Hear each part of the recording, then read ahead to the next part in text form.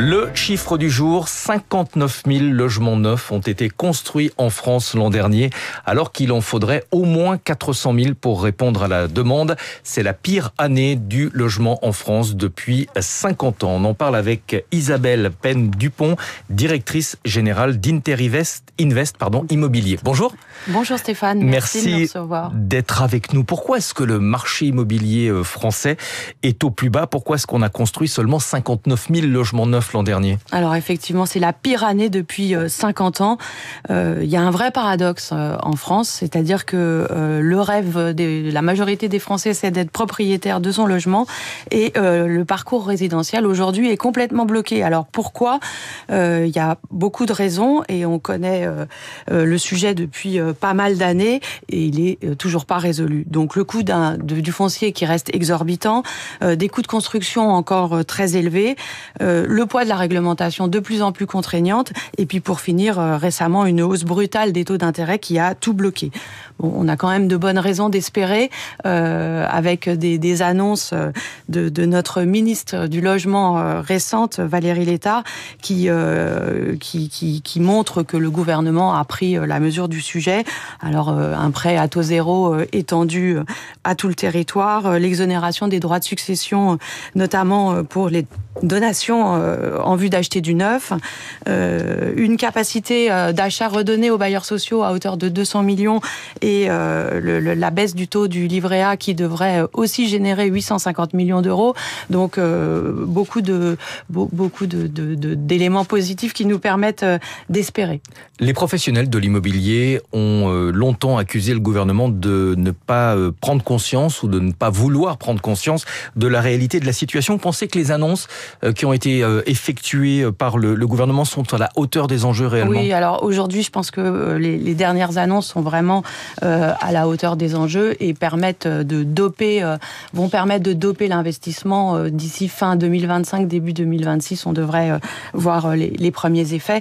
Et puis dans ce contexte de marché qui est extrêmement tendu, il existe des solutions alternatives pertinentes, et la nue propriété en fait partie. On va en parler. D'abord, une question sur les taux. On attend encore des baisses de taux cette année en Europe. La BCE, selon les anticipations de marché, devra encore baisser ses taux de 50 points de base d'ici cet été. Est-ce que ça va relancer l'investissement immobilier locatif, ou tout simplement le marché immobilier en général, avec davantage d'acheteurs qui vont retrouver des capacités?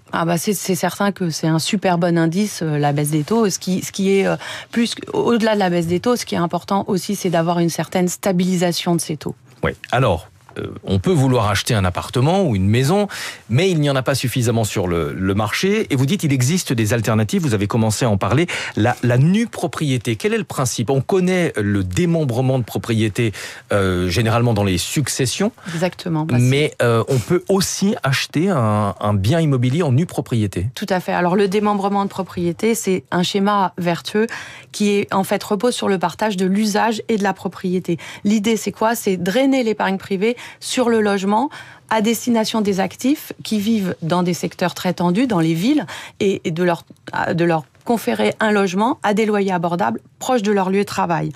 Alors comment ça fonctionne? C'est très simple. Inter-Invest va acheter un immeuble, il va le démembrer, il va confier l'usufruit à un bailleur institutionnel qui va exploiter pendant une durée de 15 ans minimum, et il va céder la nue. Alors important, le bailleur social ne mettra aucun fonds propre, donc pas de mobilisation de fonds publics sur ce sujet, et il va céder la nue propriété à des investisseurs, personnes physiques comme vous et moi, qui vont acheter avec une décote de 30 à 40%. Et ça permet d'augmenter l'offre de logement. Quels sont les avantages, quels sont les risques de ce montage financier? Alors c'est un investissement qui est complètement sécurisé, puisqu'on vous verse tous vos loyers en une seule fois au départ, par la décote de 30 à 40%. C'est un investissement qui est sans aucune contrainte de gestion, puisque c'est le bailleur social qui entretient l'immeuble et qui s'occupe de l'occupation. Donc vous avez rien à faire. Il n'y a aucune fiscalité générée, donc pas d'IFI, pas d'impôt sur le revenu, pas de taxe foncière qui est à la charge du bailleur.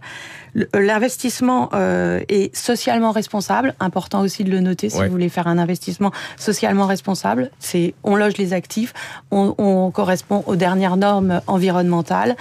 Au débouclage, c'est-à-dire au moment où vous devenez plein propriétaire et vous récupérez la pleine propriété automatiquement, vous avez un modèle très souple avec la possibilité de vendre, d'acheter ou de louer. Merci beaucoup d'être venu ce matin nous présenter cette alternative à la crise du logement en France, puisque 59 000 logements seulement ont été construits l'an dernier.